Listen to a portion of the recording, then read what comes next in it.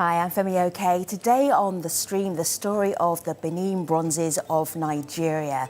They were stolen, they were looted from Nigeria during the 19th century by the Brits during colonial times and have since spread all around the globe. You can see some of these cultural treasures behind me, not necessarily made of bronze, different metals, wood, even ivory, and much admired around the world in museums.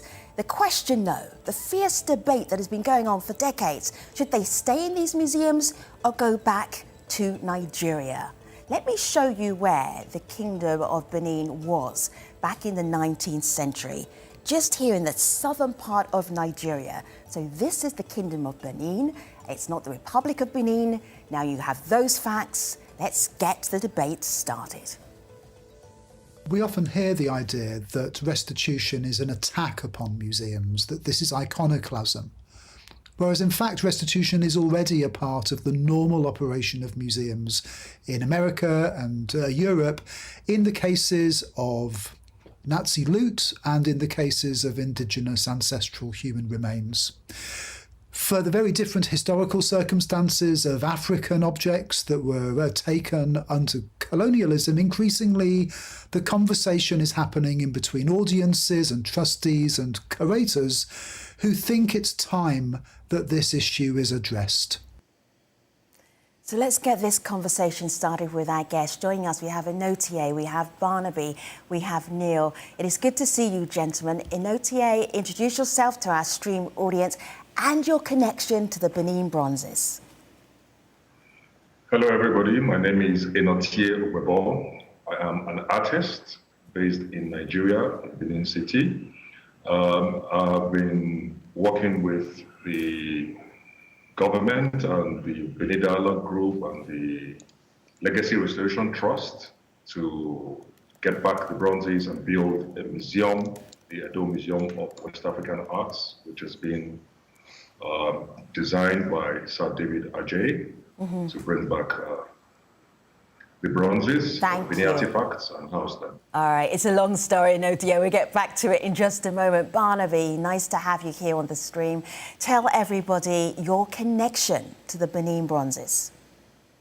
I'm a journalist and author. I was a BBC correspondent in Nigeria many years ago, and I've just written a book called Loot, Britain and the Benin Bronzes, in which I tell the tale of how the bronzes were made in that West African kingdom, how and why the British took them in 1897, what happened to them since, and the very current active debate, which we're talking about this evening, what should happen to them now.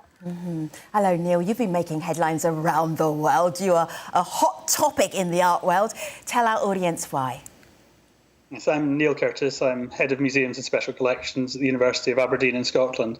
And yes, the university announced that it would return Benin bronze about 4 weeks ago now that was purchased by the university in 1957. Good to have you, Neil, Barnaby and Inotie, and also you, audience, watching right now on YouTube. You can jump into the comment section and be part of today's programme. Inotie, I did a very, very simple explanation of what the Benin bronzes actually are. But there's a much deeper cultural significance. As somebody who comes from Edo State, how would you explain what these striking objects actually truly mean?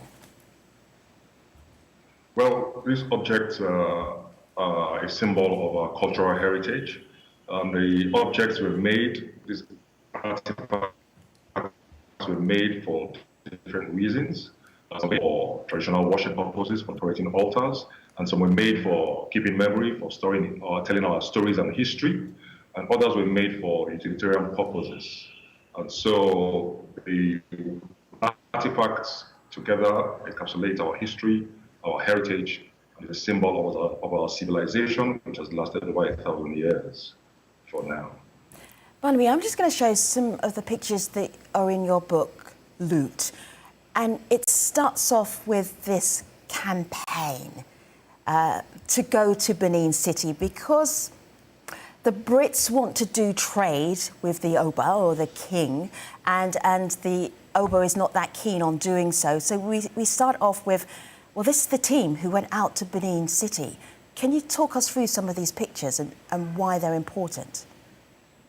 These are some of the senior officers of the punitive expedition. They're sitting on board a boat in Liverpool, and they're on their way to Benin City. The British Empire at that time, the preeminent global power, able to assemble a force very quickly. They bring in ships from Cape Town, from Malta, from across the globe. They march into Benin City. They believe that the Oba, the king of Benin City, the British say, has not been observing the terms of an earlier treaty, which he had been coerced probably into agreeing to some years earlier. And they raise Benin City to the ground. They have an overwhelming military force. They have the Maxim gun, which is a devastating weapon. And the Benin Empire, a proud empire, a place of cultural achievement for many hundreds of years, has no chance. Here you can see British officers in the Oba's palace, in the courtyard, and this is just some of the loot which they took. As you say, the Benin bronzes, but of course great piles of tusks as well. And these are, I suppose, iconic, I suppose infamous images, and they help capture why the looting of Benin City has become emblematic of the whole question of colonial looted art, because the Benin bronzes were so splendid and because the manner in which they were taken was so egregious, so relatively recent, and so well documented. Neil, until quite recently, your university had a Benin bronze that you were planning on keeping. It was part of your collection, and that changed. Can you tell us that story and why it changed? I think this is something that's been happening over many years and gradually. I mean, obviously, Bernie Grant in the 1990s was arguing for the return of Benin bronzes, so it's not something that's new. But I think for me, from the 2000s, we started being involved in repatriation to North America, to Australia, New Zealand. And I think what's become so clear is that instead of seeing these things as things, they're about relationships, they're about people, they matter tremendously to the people from whom they were collected. So I think we started seeing our collection slightly differently, seeing it as being about relationships and about relationships in the present as much as the past. So we wanted to address that. So we realised that we had this one Benin bronze that was bought by the university in the 1950s as an example of African art, and actually was on display in 1960 to celebrate the independence of Nigeria. But the more we thought about it, the more we realised that yes, we might have had legal title to it, but really, given the way in which the Benin city was destroyed and the material was looted, we really couldn't say that we had moral title. So it really clashed with the university's values of being international, being inclusive, being respectful. And so out of that, really, I think very clearly, very logically came the feeling that we should return this. Let me share some thoughts with you, gentlemen, from YouTube. Please give me an instant reaction. I'm going to run through all of you with a question here. This is from Furo. It seems obvious they should be much closer to their place of origin. Enotie, respond.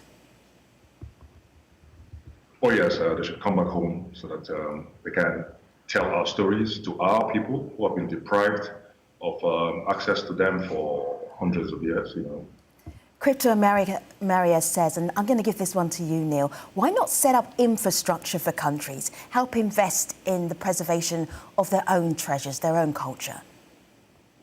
I don't disagree with that at all. I think that's very important, that people should be able to see their own culture. And I think there are advantages of having things elsewhere in the world. But I think the important thing is that the power, the decision to decide what happens, lies with the people who these things belong to.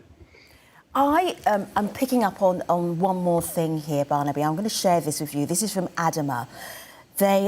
If they are returned, they will not be preserved. We don't have adequately run museums. So Adama is Nigerian.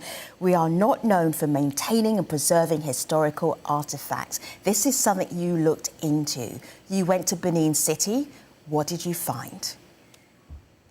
Well, I would say that the debate about the problems within Nigerian museums is carried out with much more candour and understanding within Nigeria itself than it is in Europe. And this is an important point. And there are awkward facts for Nigeria in this story. Nigerian museums already have a very fine collection of Benin bronzes. If you go to the National Museum in Lagos, unfortunately, not many of them are on display, and not many people in Lagos go and see them. Having said that, I think there is now a golden opportunity to make things better and to repair that situation. And Inoti is the right man you should be talking to, because in Benin City right now, there is assembled something of a dream team, a governor, Godwin Obaseki, who's really committed, a star architect, as Inoti has told you, Sir David Ajayi, and the international support, the international sympathy is there. So this is a golden opportunity for Nigerians on the ground to get it right. And that is indicative of how the world is changing, if you like. The fate of the Benin bronzes will be determined as much by the acts of key Nigerian players as the consciences of Western curators. And that is something very important to say.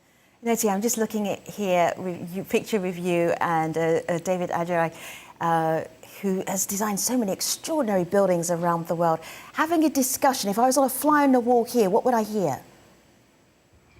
Oh, here we were talking about the significance of the Idia mask, a copy of an original which is in the British Museum. I had done an iteration and I was taking him through the significance of the work I have done to explain how important the history of Idia is to the development of Benin Kingdom, Queen Idia, to the Benin Kingdom from the 16th century, and how it has become a symbol of striving for excellence and the achievements of our civilization. I'm wondering here, because there is that real conversation that is happening about, well, if we give the Benin bronzes back to Nigeria, you don't have the resources to look after them. You won't look after them. There have been instances where a lot of money was spent getting them back from different parts of Europe, particularly in the 1950s, and they ended up back in Europe again. Inoti, how do you reassure people, can you, that that won't happen again? Oh, yeah. No, it's not going to happen again, because now there's a plan in place to build a global standard museum, the Edo Museum of West African Arts. And this museum is being built under an independent trust, the Legacy Restoration Trust, which has the key stakeholders as part of the trust. You have the Oba of the Palace, the Royal Palace of Benin. You have the Edo State Government, and you have the NCMM, which is the National Commission for Museums and Monuments, all on the board of the trustees. This Legacy Restoration Trust is an independent trust structure, a governance structure, which will raise funds and build the museum and ensure that it is built according to global standards. It's been designed by Sir David Ajayi, who's globally renowned. And so you can be sure that the safety of the artifacts will be assured and they will be displayed and preserved according to global best practice. You know, and do not forget, these artifacts have been here for over 800 years before they were looted, and so they were safe here, and when they are brought back, they will still be safe. We have hundreds of Benin artifacts in the National Museum, and they are safe. They are there for anybody to see. Just this afternoon, I went to the vault of the Benin Museum, and I still saw bronzes, ivories, and wood carvings all being stored properly. But the most important thing is we're developing a world-class museum here in Benin, the Edo Museum of West African Arts, which will receive, keep, and display these artifacts according to global best practice. So there's no fear of this. The government of Governor Obaseki of Edo State is very focused on this. Okay. The Legacy Restoration Trust All right. is an independent trust which will ensure there's no problems. But first, you have to get the Benin bronzes back to this world-class museum. So that involves some negotiation. I want to talk to you, Neil, about negotiation, but have a listen to this comment first of all, and then just come off the back of it immediately. I'm interested in your take. There is a new dynamic both in the global south and in the global north. Former colonies are strengthening their museum infrastructure and they are developing policies to retrieve objects that were lost involuntarily during the colonial era. Former colonizers, on the other hand, are slowly moving to a point where they are willing to repatriate such objects. Now, the challenge is to whether former colonies and former colonizers are able to reduce their mutual distrust and to dialogue on the issue on an equivalent level. Only then some of the injustice committed in the colonial era can be undone. Neil. I like that. I think what's really important is this discussion, this coming together, the consensus that's being built. And I think, I feel that we've, played a part in building that collaboration with the partners that Inotie has been talking about. I think is really important. We don't see this as a sort of oppositional thing, that it's something where we come into it with good intent and then we can achieve good things.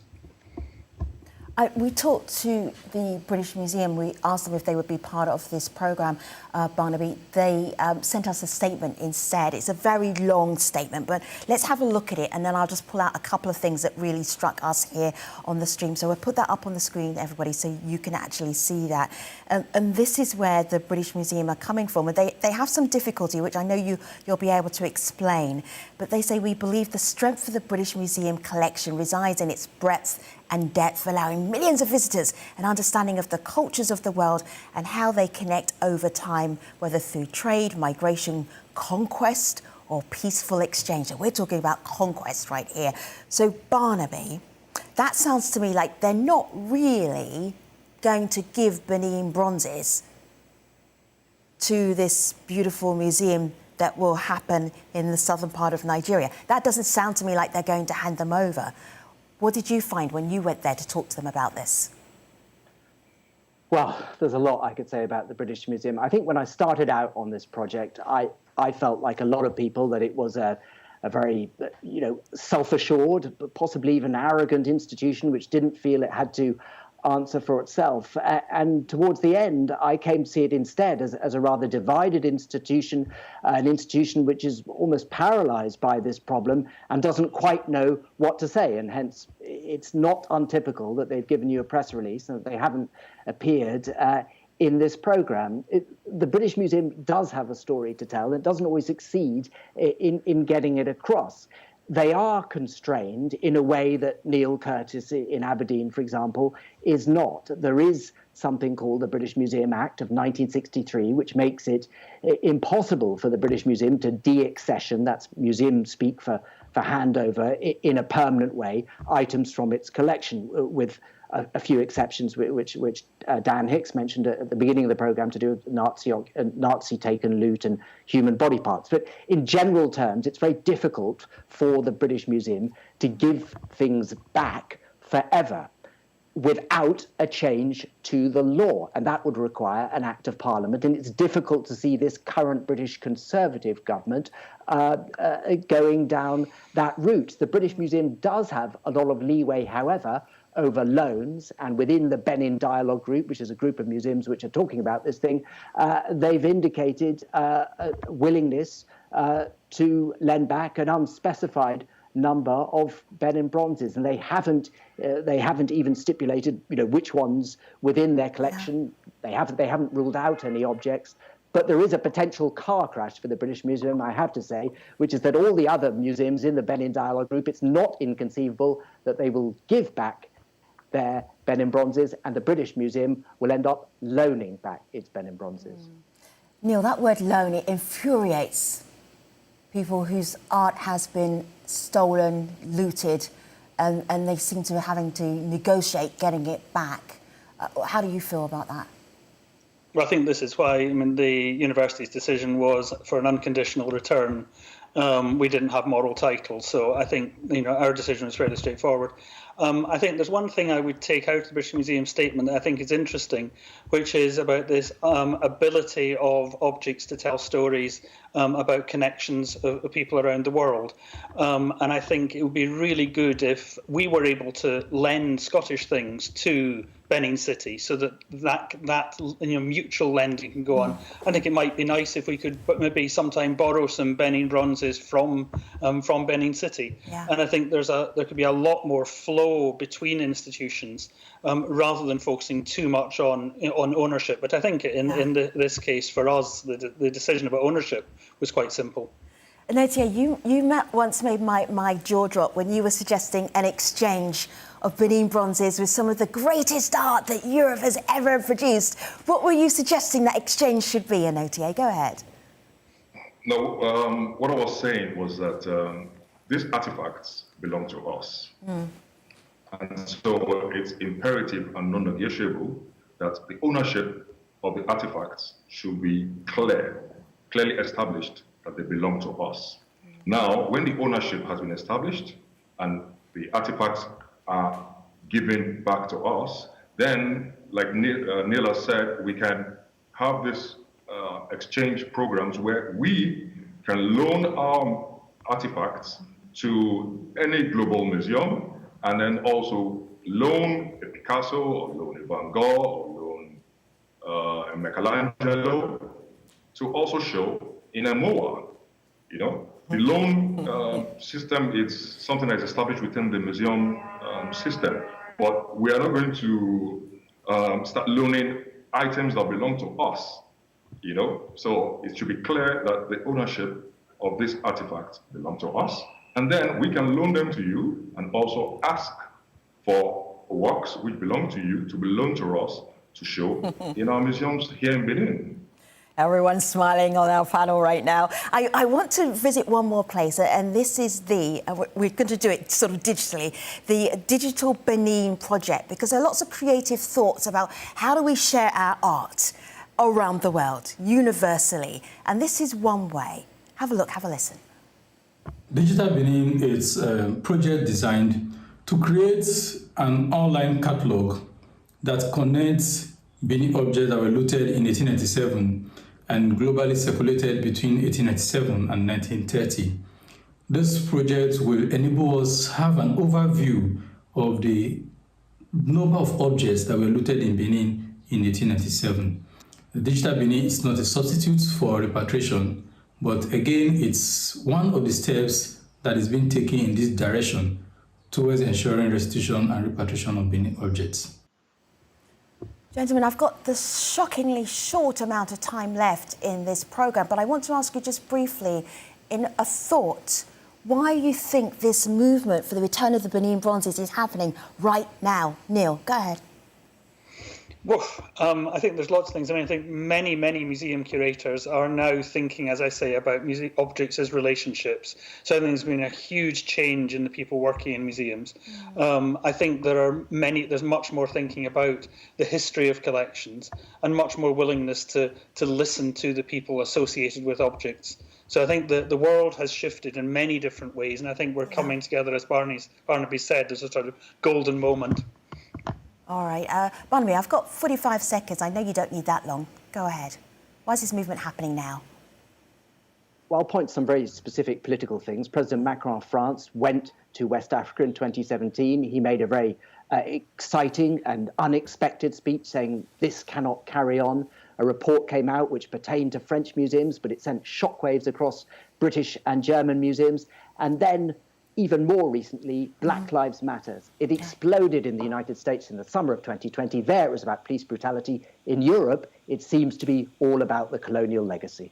And Notia, very quickly for you, what year will all of the Benin bronzes all around the world belong to Nigeria? What year will that be? Make a prediction. Well, I would say between now and 2024, we should be able to get an appreciable amount. Ending on some optimism. I love that. Notia, Barnaby, Neil, YouTubers, thank you so much for being part of this conversation. Now you know about the Benin bronzes, you will see headlines all of the time about them. Have a look here on my laptop. You may not be able to see them in person, but you can absolutely visit Digital Benin, reconnecting royal art treasures. Thanks for watching, everybody. And that will be available next year. Thanks for watching, everybody. See you next time on The Stream.